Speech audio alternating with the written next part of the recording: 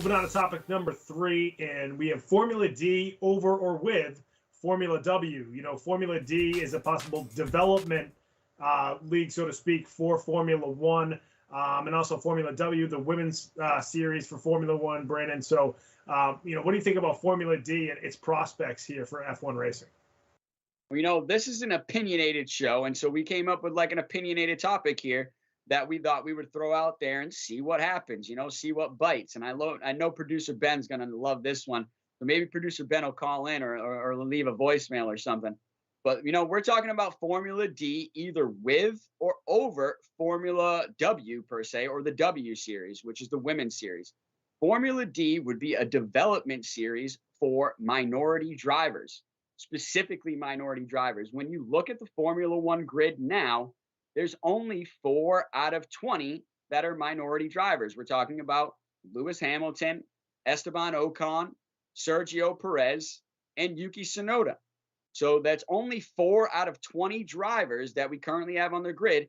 And coming up in Formula One, where we talked about there might be the possibility of other teams entering Formula One, there might be more seats available. So there, you know, it might be 24, it might be 26.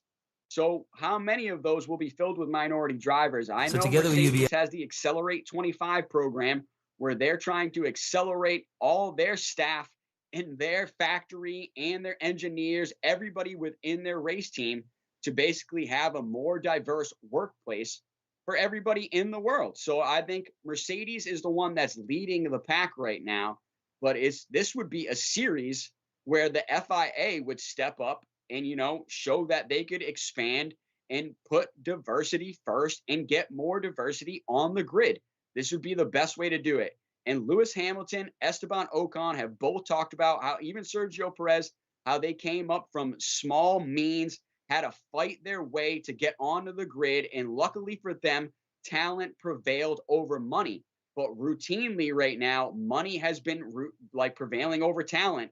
Nikita Mazepin getting on the grid with his money.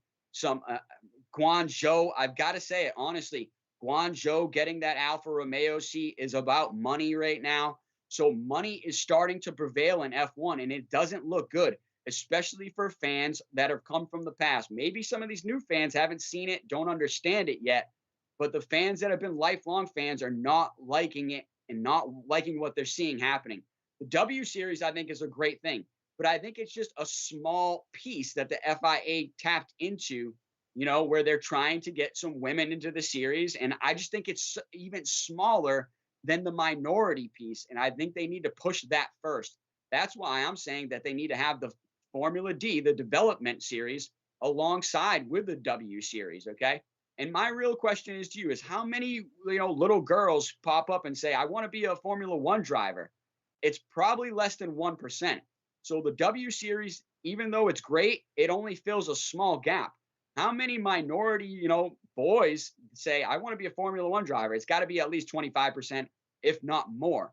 So I'm just saying it would fill a much bigger gap. And in this world, this current climate that we're in right now, it would send a much bigger message. Yeah, I don't think they would necessarily cancel the Formula W series. That, you know, I'm sure the Formula One's you know, got a lot behind that. They're very proud of that. I think just adding Formula D makes total sense. And then if you look at it too, not just the you know, limited amount of teams, even though, like you mentioned, there could be a couple more cars on the grid in the coming years, but look at the drivers. Look at how old the drivers are. I mean, you have drivers out there. We just talked about Fernando Alonso and Lewis Hamilton both being on the podium this last race.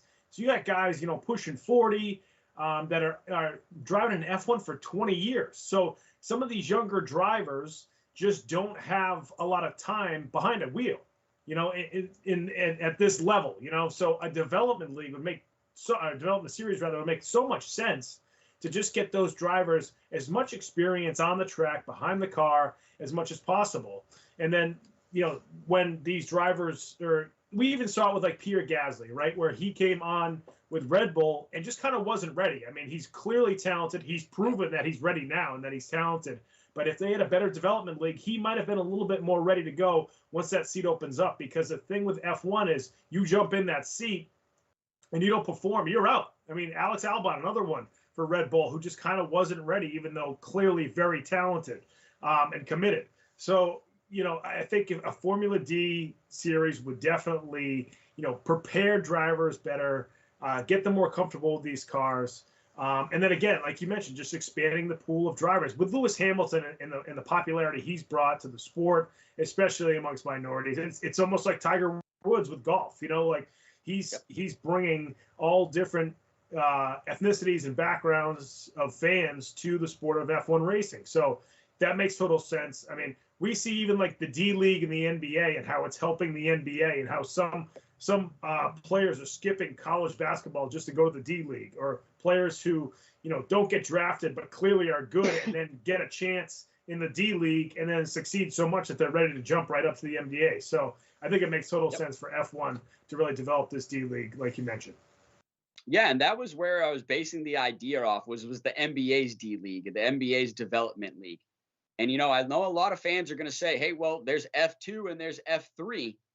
But I'm telling you, look in F2 and look in F3, there's not many minority drivers in either of those series. So if you could make it a little bit more diverse in those series, I'd agree that you could just have F2 and F3, and hopefully that would promote more drivers up to F1. But I just don't see that happening right now.